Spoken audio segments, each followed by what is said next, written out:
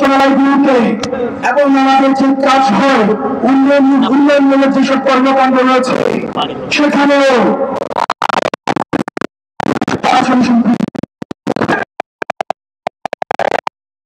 আওয়ামী লীগের যে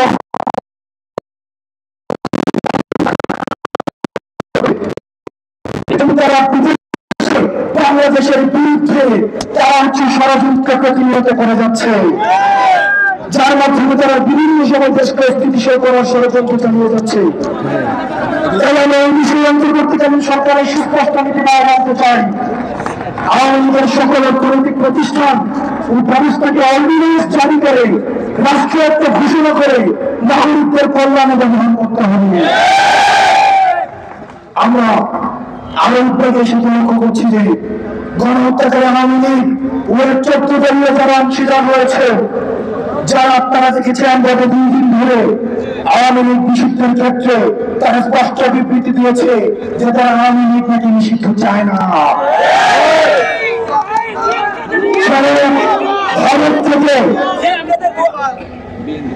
ভারত থেকে মিটিং করে এসে বলেছে যে কি নিয়ে মিটিং হয়েছে তা গণমাধ্যমে বলা যাবে না। যারা বলেছে সরকারের সাথে আলোচনা করে সিদ্ধান্ত নিব, এবার তো আমরা সরকারে বলে যাব নাকি বিরোধী দলে যাব?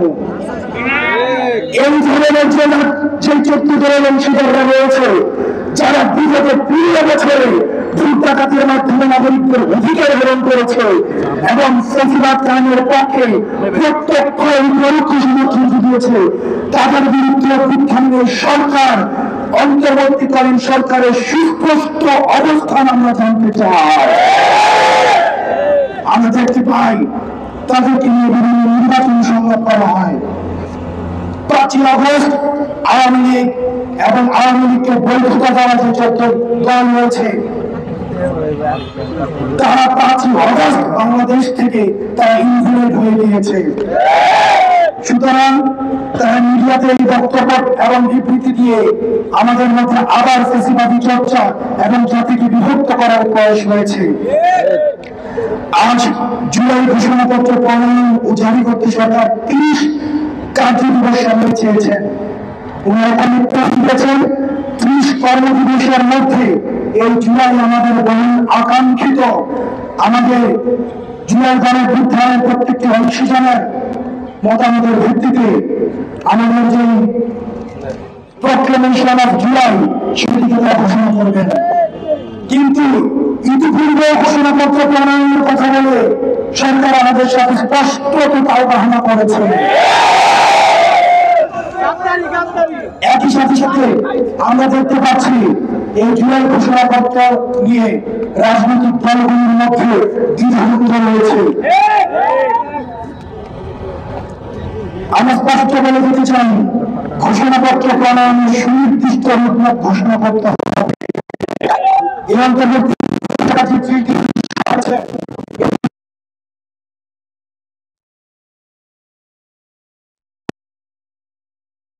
শক্তি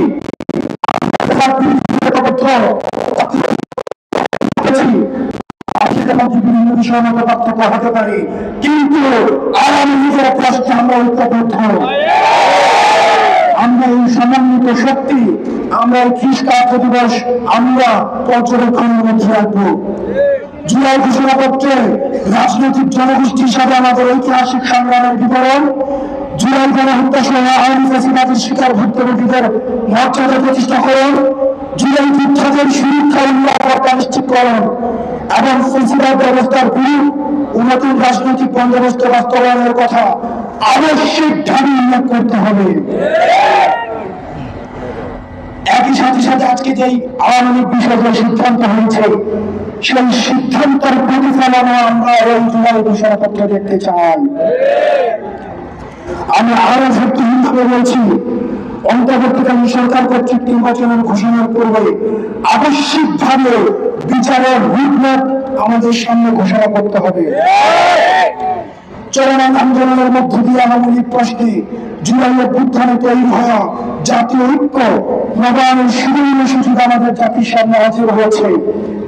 ফ্যাসিবাদ বিরোধী সকল রাজনৈতিক দল, পক্ষ ও মত এবং সরকারের উপযুক্ত তিনটি দাবি পরিপূর্ণ ও যথাযথ বাস্তবায়নে এবং জুলাই ঘোষণাপত্র উপযুক্ত তিনটি দাবির যথাযথ প্রতিফলন রাখতে ঐক্যবদ্ধ ভূমিকা পালনের আহ্বান জানাই। আমরা আবার পুনরাবৃত্তি করছি, আমাদের নিজেদের মধ্যে হয়তো বিভিন্ন পলিসি ডিসকাশন নিয়ে আমাদের মধ্যে দ্বিমত থাকতে পারে, কিন্তু আমাদের জুলাইয়ের ঐক্যবদ্ধ শক্তি আপনারা প্রমাণ পেয়েছেন, অন্তর্বর্তীকালীন সরকার প্রমাণ পেয়েছে এবং পতিত ফ্যাসিবাদী শক্তি প্রমাণ পেয়েছে। আমাদের নিজেদের মধ্যে পলিসি নিয়ে যতই বিভাজন থাকুক, আওয়ামী লীগের প্রশ্নে আমরা ঐক্যবদ্ধ, ফ্যাসিবাদের প্রশ্নে আমরা ঐক্যবদ্ধ। সুতরাং যে চ্যাপ্টার 5 অগাস্ট ক্লোজ হয়ে গিয়েছে সেটাকে আর রিওপেন করার সুযোগ নেই। যখনই আপনারা রিওপেন করার চেষ্টা করবেন তখনই এই জুলাইয়ের ঐক্যবদ্ধ শক্তি আমরা সমন্বিতভাবে আপনাদেরকে প্রতিরোধ করব। পরিশেষে আপনারা আজকে এখানে যারা ছিলেন, আমাদের উপর আপনার আস্থা রেখে জুলাই থেকে এখনো পর্যন্ত আপনারা রাস্তায় আমরা ডাকে চলে আসেন।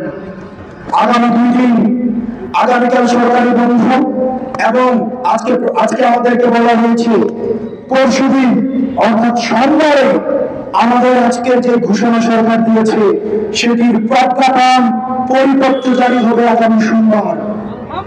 আমরা এই সোমবারে প্রজ্ঞাপন নিয়ে আমরা আনন্দ মিছিল করব। সে পর্যন্ত আপনারা